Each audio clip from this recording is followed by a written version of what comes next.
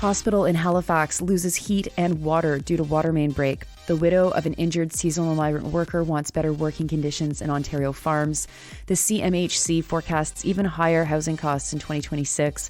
The military junta's remote capital in Myanmar has been attacked by drones, and Peru's president avoids impeachment over her expensive jewelry.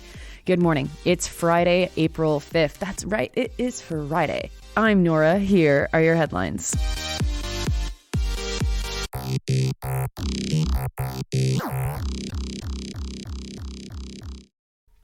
Today, we start in Halifax, where the QE2 infirmary site had no water or heat and therefore couldn't operate. Global News' Mitchell Bailey reports that the outage was caused by a water main break, the second one on the same pipe at the hospital in 24 hours. The break impacted both the Veterans Memorial and Abbey J. Lane buildings. Bailey talked to one patient who said that he was told to leave as there was no working washroom, despite the fact that he couldn't walk and he had just had surgery. Urgent surgeries were moved to the Victoria General and Dartmouth General Hospital, and surgeries at those hospitals had to be delayed. The main break didn't close down the emergency room, though, and hospital officials told people to just avoid if they could, but if they couldn't, to come. Next to Ontario, where the widow of a man who died after being injured on the job is decrying the working conditions that her husband and his colleagues were subjected to. Jaleel Stewart's hand was crushed by a forklift in 2008. The accident happened at Morey Nurseries, which closed down in 2015. Now, Stewart wasn't Canadian. He was Jamaican and was working in Canada through the Seasonal Agricultural Worker Program. After his injury, his health declined, and just before he died in January, his body started to shut down. Jaleel had 5 children. Susanna Stewart told CBC's Desmond Brown that the workers aren't being treated well and that needs to change. Now, Jaleel had to fight with WSIB to keep his benefits. They were halted in 2010 because the board decided that Jaleel was fit to return to work. He had been fighting this decision ever since, and in 2023, a tribunal ordered a review of his case. At issue was the decision for the WSIB to consider him able to work in either Ontario or anywhere else in the world.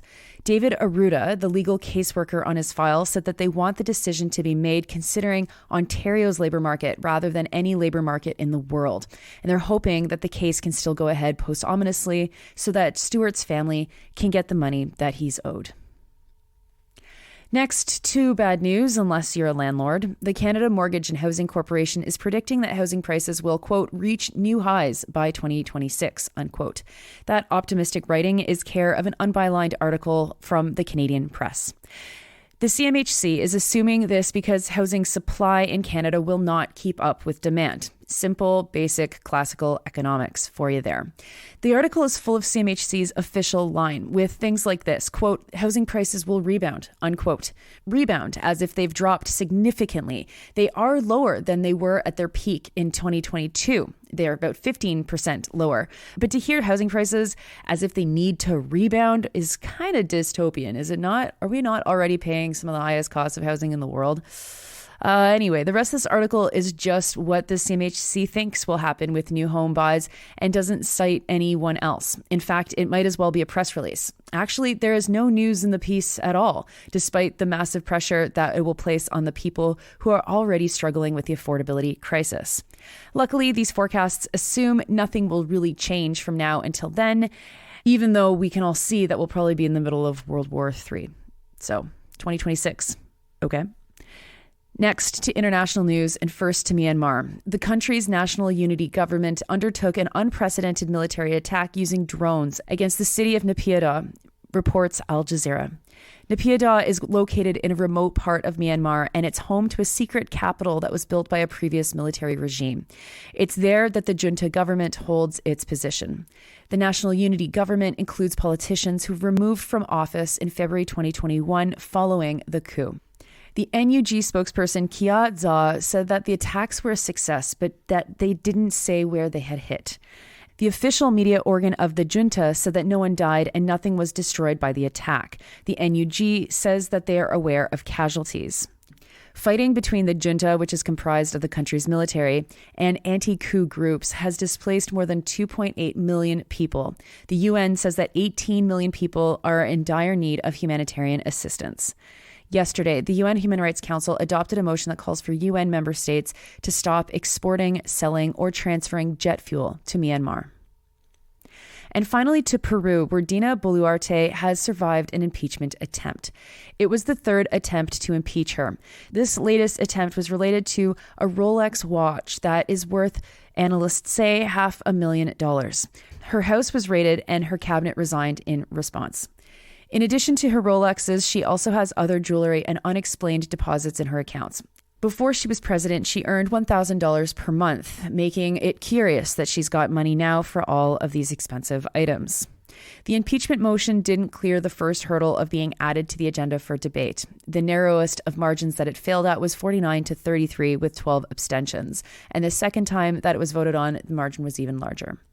Peru has had 6 presidents since 2018, and it's not too difficult to impeach someone.